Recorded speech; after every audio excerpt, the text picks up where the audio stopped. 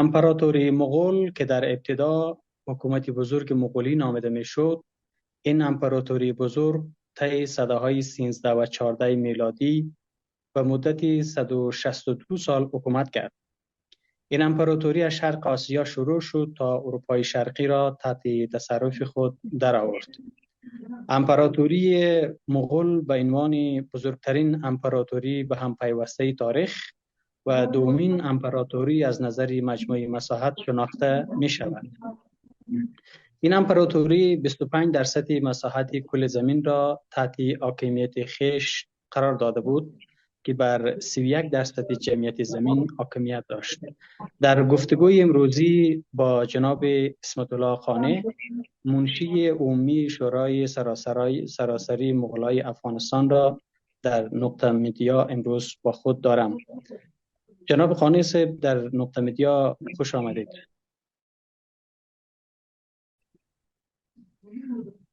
سلام جناب ناظم صاحب و همکارای محترم شما و همه هموطنان عزیز ما که مصاحبه ما را میشنوند. احترامات خود تقدیم میکنم. امید است همه صحت و سلامت باشین. قربان شما، ممنون. جناب قانع صاحب، فعلا شما که مدت زیادی میشه به حیث منشی شورای سراسری مغولای افغانستان مسئولیت دارین، فعالیت‌های شما رو میبینیم. فعلا شما به عنوان منشی شورای سراسری مغولای افغانستان وضعیت اجتماعی و سیاسی قوم مغول افغانستان را چگونه بررسی میکنین؟ وضعیت از چه قرار است؟ به نام خداوند بخشاینده و مهربان، قوم مغول افغانستان بخشی از جامعه افغانی است که دارای نفوذ قابل ملاحظه‌ای در جامعه افغانی می باشد. قوم مغول افغانستان در بین سایر اقوام به شکل مسالمت‌آمیز زندگی می‌کنند، در ولایت‌های مختلف حضور دارند و در مبارزات آزادخواهی هم همیشه دوشادوش سایر اقوام افغانستان سهیم بودند و افتخارات تاریخی مشترک دارند. در مناسبات سیاسی متاسفانه جایگاه قوم مغول افغانستان روشن نبوده، ولی در مناسبات اجتماعی هم قوم مغول افغانستان در سطح پایین قرار داشته و از حق و حقوق مدنی خود هم محروم هستند. اکثر باشندگان قوم مغول افغانستان در دهات زندگی میکنند، چون سالها اینا در محرومیت زندگی کردن. کمترین قوم‌های مغول هستند که در شهرها زندگی بکنن یا تحصیلات داشته باشند. بنابراین چون در دهات زندگی میکنن، اینا از نعمت سواد و تحصیل محروم هستند. تحصیلات عالی خوب جایش بانه. به همین نسبت است که اینا علاوه از او در مناسبات اجتماعی از اکثر نعمت‌های زندگی محروم هستند. مثلا آب آشامیدنی در اکثر نقاط کشور اینا با آب آشامیدنی دسترسی ندارند، از مکتب محروم هستند، از مراکز صحی به دور هستند، دسترسی به مراکز صحی ندارند. بنابراین این مشکلاتی است که در دامنگیری قوم مغول در افغانستان می باشند. بسیار. اکثر این مردم به پیشه مالداری و زراعت مشغول هستند. از این خاطر این مردم بیشترین صدمه را از لحاظ اقتصادی اینا متقبل میشن. بسیار عالی. جناب قانع صاحب، برای اینکه پرسش ها بیشتر که ما کوتاه‌تر و شروع‌تر میخوایم صحبت بکنیم ما و شما، جناب قانع صاحب ایده‌ای در روایت های تاریخی مغول ها را قوم ظالم و ویرانگر توصیف نمودند. نظر شما چی است؟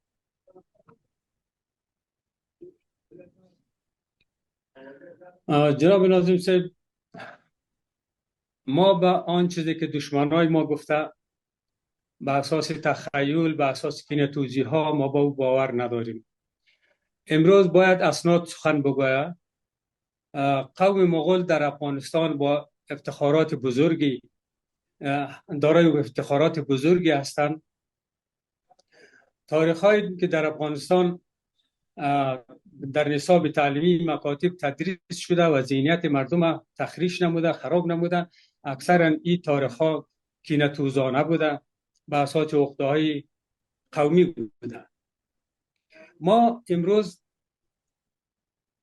می‌بینیم در جهان، خصوصا در آسیا، در برصغیر، در پاکستان، هندوستان، کشمیر، بنگلادش و افغانستان، بناهای مشهور تاریخی که از مغول‌ها به جا مانده، مثل مسجد بابوری که حال شهید شده، مثل قصر تاج محل و صدها و هزاران مسجد و بناهای تاریخی که از اونها مانده در پاکستان است، مثلا لال قلعه، مسجد شاهی در پاکستان، مسجد وزیرخان، مسجد محبت خان و از این قبیل، و مسجدهای هم در خود ایران که از الخانی ها باقی مانده، مسجد ورامین و مسجد یزد در شهر یزد و ده ها مسجد دیگه و بناهای تاریخی دیگه که مانده، اینا کل شهرت جهانی داره. همچنان در افغانستان ما میبینیم باغ بابور نشانه از تمدن مغول ها بوده. در زمان بابورشاه 11 باغ در شهر کابل ساخته شده بوده که از این جمله تنها یک باغ شارارا باقی مانده، فعلا به نام باغ زنانه یاد میشه. برج شارارا، قلعه شارارا، اینا همه یادگارهایی است که از مغول‌ها باقی مانده. اینا خودش ثبوت میکنه که مغول‌ها دارای یک تمدن بسیار عالی بوده. باغ نملک 120 جریب است در ولسوالی خوگانی ولایت جلال آباد ننگرهار، در اونجا برای فعلا هم موجود است، 400 ساله تا قدامت تاریخی داره. این آبدات تاریخی یا بناهای تاریخی را که ما مشاهده میکنیم، هر کسی که ببینه به این متیقن میشه که مغول‌ها نه تنها تخریبکار نبودن و ایرانگر نبودن، بلکه مردمای متمدن بودن. بسیار عالی. جناب قانی صاحب، آیا مغول‌ها از نظر شما بیشتر نژادشان به نژاد ترکی میخوره یا مغول‌ها قوم مستقلن؟ به اساس منابع تاریخی یا کتب تاریخی که مانند حبیب سیر، ترخان نامه، اویماق مغول، روضة الصفا یا جامع التواریخ یا تاریخ خورشیدی، این کتاب‌ها را که مطالعه میکنیم، مغول‌ها را از نسل ترک میدانند، چون مغول خان و تاتار خان دو برادر بودند که فرزند علنجه خان و علنجه خان فرزند ترک بودند، ترک بن یافس علیه السلام. از این روایت ما امیر استنباط میکنیم که مغول‌ها ترک هستند.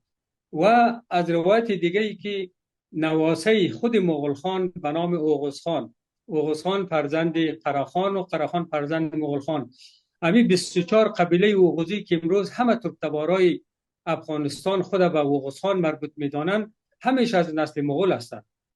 به نام 24 قبیله اوغوزی مشهور هستند. این مردم در آسیا و در افغانستان زندگی میکنند. دیگه از این معلوم میشه مغول ها کنده ای از اکثر ترک تبار هستند و خودشان هم مغول های ترک تبار می باشند. جناب قانی صاحب، شما که بدون شک یکی از فعالین مدنی و اجتماعی از چهره‌دستان قابل افتخار جامعه افغانستان و نسل مغول و ترک هستین، شما به عنوان یک محقق و نویسنده و به عنوان یک فعال اجتماعی، شما به چی باور هستین؟ آیا هزارها هم دارای نژاد ترکی هستند و یا نژاد مغولی دارند؟ شما چی فکر میکنید؟ نظر به روایت تاریخ، هزارها بخش از واحدهای نظامی اردوی چنگیزخان بودند که اردوی چنگیزخان به 10,000 نفری که او تومان میگفتند، 1,000 نفریش به نام هزاره میگفتند و بالاخره 100 نفری و حتی 10 نفری داشتند. اکثرا قوم محترم هزاره ما از نسل واحدهای نظامی چنگیزخان هستند که به نام هزاره مشهور شدند. باز به حساب بعضی اختلافات هم در مابین است، بعضی از دوستا، بعضی از قوما خود هزاره غرجستانی میدانند یا هزاره هزارستان میدانند، گویا ادعا میکنند که قبل از چنگیزخان اونا در افغانستان بودند و هم ممکن است ایده از ترک ها در افغانستان قبلا هم وجود داشته باشه که بعد از آمدن لشکریان چنگیزخان با اونا مدغم شده، بالاخره به نام هزاره اینا مسما شدن. در ترکیب هزاره ها هنوز هم بعضی از طوایف مغولی با آشکارا معلوم است، مثلا چغتای ها، مثلا نیکپی ها، اینا همه اولاده به حساب از نسل چنگیزخان هستند. به همین ترتیب تعداد طوایف دیگری هم است، چون وقت برنامه کم است نمیشه که همه را ذکر بکنیم. دیگه ما به این نتیجه میرسیم که ترک ها هم در تشکیل هزاره ها موجود هستند و مغول ها هم در ترکیب هزاره ها موجود هستند. بسیار عالی. جناب قانی صاحب، شما ممکن با آقای آج کاظم یزدانی آشنایی داشته باشین.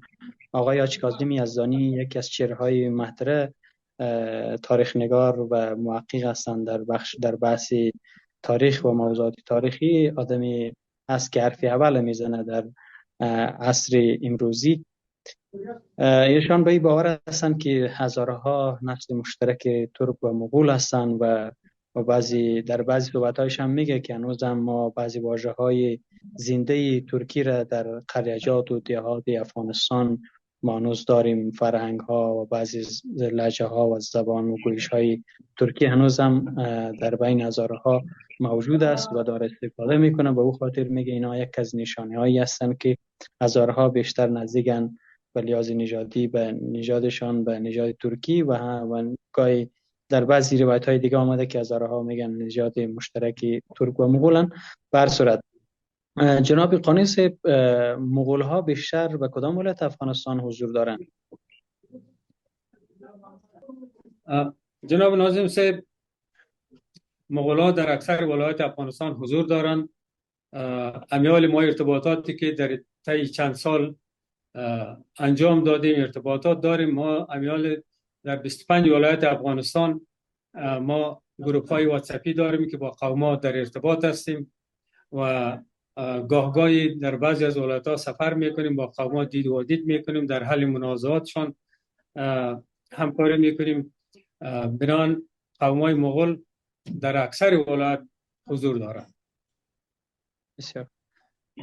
جناب قانی، ازبک ها مربوط کدام بخشی از ترک تباران هستند؟ شما بر اساس یافته‌های تاریخی چی بررسی میکنین مسئله را؟ قوم محترم ازبک یک از شاخه های ترک می باشند که اینا اصلا اصطلاح ترک در قرن 13 در سال 1313 توسط سلطان محمود مشهور به ازبک خان به وجود آمد. زمانی که سلطان محمود مشهور به ازبک خان در دشت‌های قپچاق حاکمیت اردوی زرین یا اردوی طلایی را به دست گرفت، خود را به نام ازبک خطاب کرد و از همون زمان به بعد رعیت تحت فرمان او به نام ازبک مسما شدند که همون کلمه ازبک تا به هنوز هم در ازبکستان حفظ شده و در افغانستان هم از این نام استفاده میکنند. درست. جناب قانی صاحب، زبان اصلی مغول چی است؟ آیا این قوم دارای زبانی زنده هست؟ آیا ما تحت نام زبان مغولی زبان زنده داریم، باش تکلم میکنیم؟ اگر هست در کدام ولایت ها هست؟ میشه در این مورد کمی وضاحت بدین؟ بله جناب ناظم صاحب، زبان مغولی خب در طول تاریخ تحت تاثیر محیط و جغرافیای مختلفی که شاهان مغول زندگی کردند، زمامداری کردند، تحت تاثیر قرار گرفته. بالاخره این زبان جایگاه خود از دست داده. اکثرا مغول ها در افغانستان به زبانهای پشتو، دری، هزارگی و ازبکی و ترکی تکلم میکنند. آنچه از زبان اصلی مغولی هست، زبان اصلی مغولی که عبارت از زبان منگولیایی، او زبان برفعلا در ولایت هرات در بعضی از ولسوالی وبی و ولسوالی پشتون زرغون چند قریه موجود است که قوم‌ها با او زبان تکلم میکنند و شاید در ولایت‌های دیگه هم همی دارندای همی زبان موجود باشند. بنابراین قوم‌های مغول در سراسر افغانستان و زبان‌های مختلف زندگی میکنند و از با استفاده از زبان به اعتبار زبان گاهی اکثر بعضی هایشان هویت خود فراموش میکنند و ملیت‌های دیگه مدغم میشوند. بسیار جناب خانس، وقتی که گاهی بحثی مغول و بحثی ترک در میان میاد،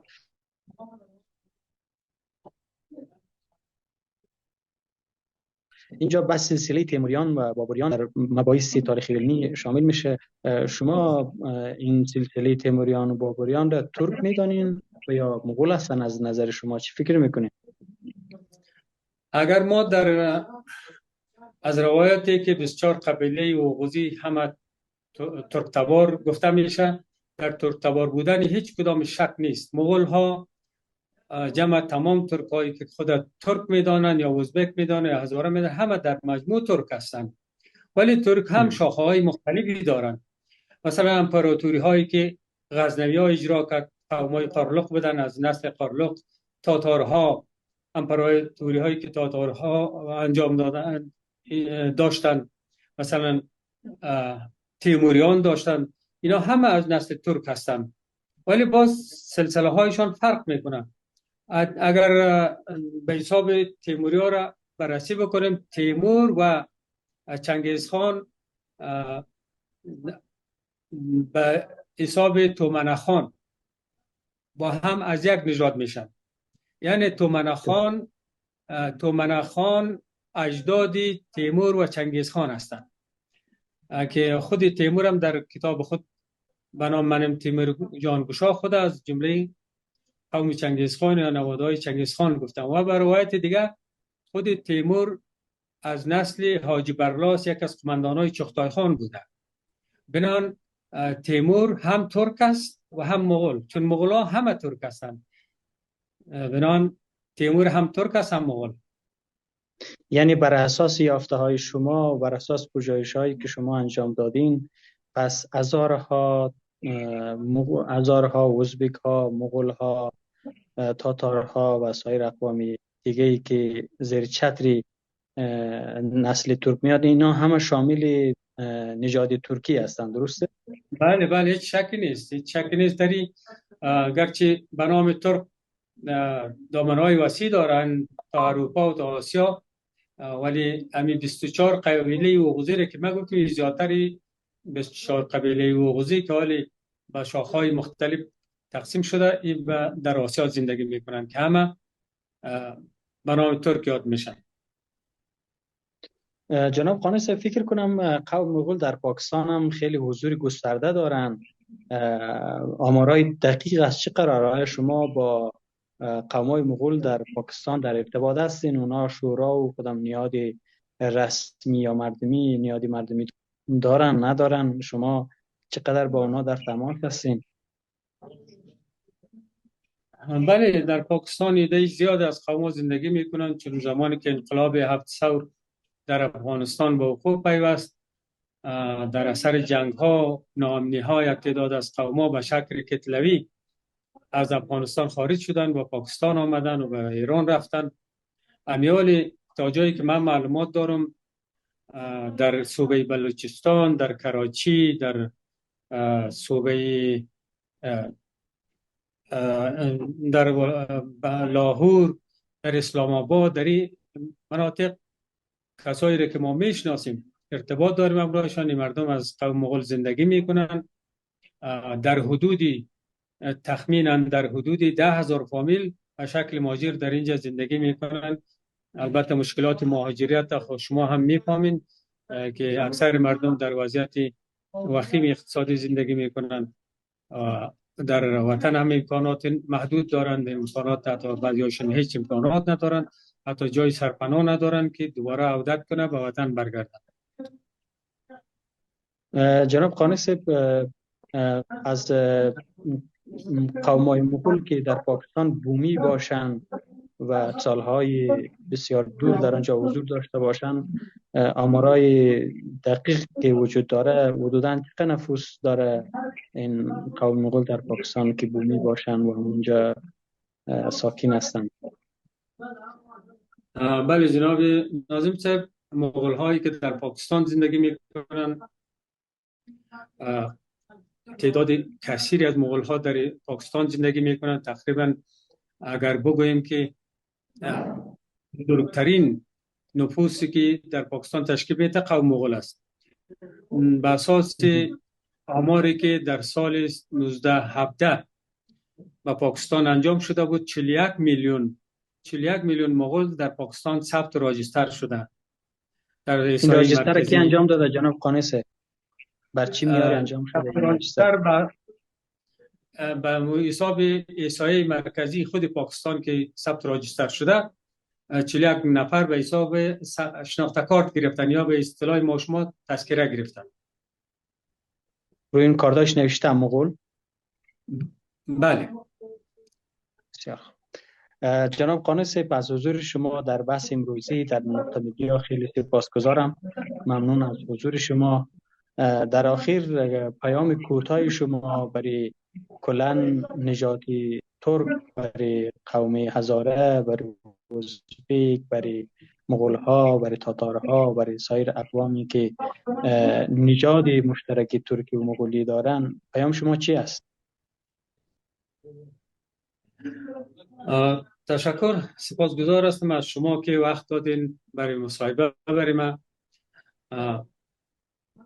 مغول ها، ازبک ها، تاتار ها، قرلق ها و تمام شاخه های ترک همه برادر همدیگر هستند، از یک خون و از یک نژاد هستند. چه خوب می شد که زمانی که قانون اساسی کشور در 1982 تصویب شد، اقوام ترک تبار همه به نام ترک مسما می شد، ولی نشد.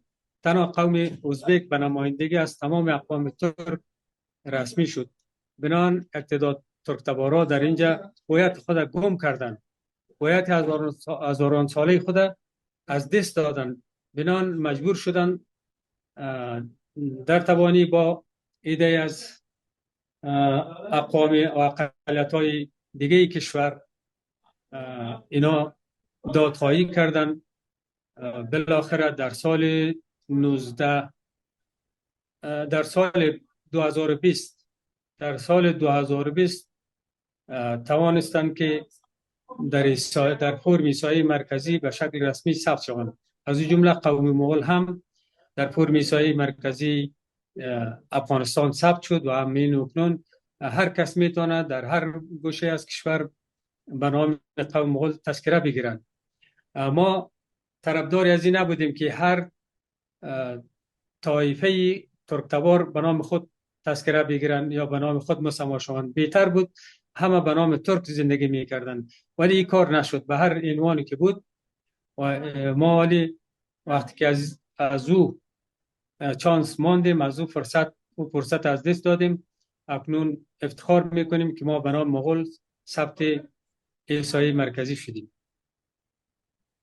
ممنون جناب قانصه از حضور شما در این بحث. اوقات خوش داشته باشید. تشکر از شما. سلامت باشید. سلام. خداحافظ.